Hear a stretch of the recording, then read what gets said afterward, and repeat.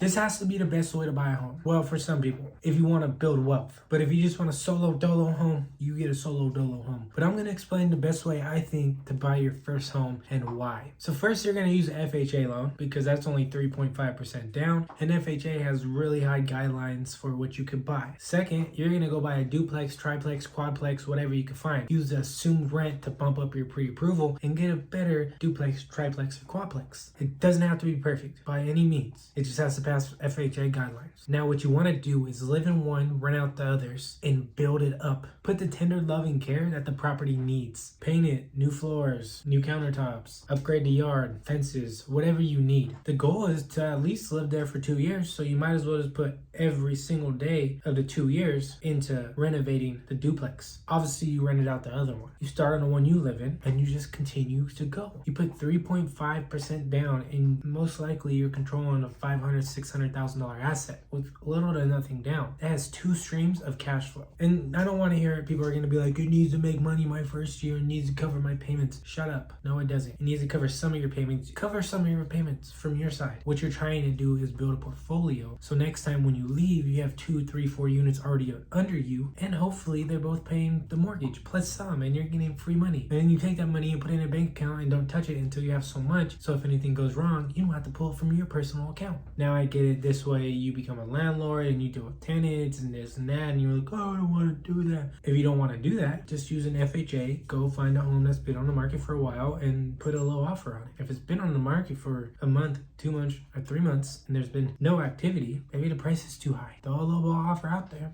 and see what happens. We're in a market nowadays where you can do that. And for all the couples out there, before you guys get married, you guys should do the FHA loan to get your multifamily. Both of you guys. That's what I'm going to be doing. Just so you guys can understand my game plan is before me and my girl get married, we're both going to have a duplex or a triplex or a quadplex, whatever the market has at that time when we go get one. And one's going to be under her name and one's going to be under my name. And it's going to be, we live in hers first and then we live in mine. And after everything is fine, we go buy a house and we rent everything else out. And now we have 4, 5, 6, 7 units. Then you get married and all of a sudden you have passive income and it only gets better and better and better as you pay it off more, and then you can refinance, get a better rate, lower payment, higher rent over time. Then the good part is once you pay half of it off or even all of it off or any portion of it, you can borrow against it and go buy more or buy your home or buy a business or anything of that nature. A home is really just like a bank account. I mean, it's a complicated bank account, don't get me wrong, but I mean, if you have $1 million in the bank, do you really think the bank is holding the money at the bank? No. So the banks are kind of complicated as well. That's just my opinion. I could be wrong. I don't know. I don't own a home just yet. That's what I see makes the most sense. And if you've done something differently, drop a comment. Let me know. This is just one pathway to home ownership.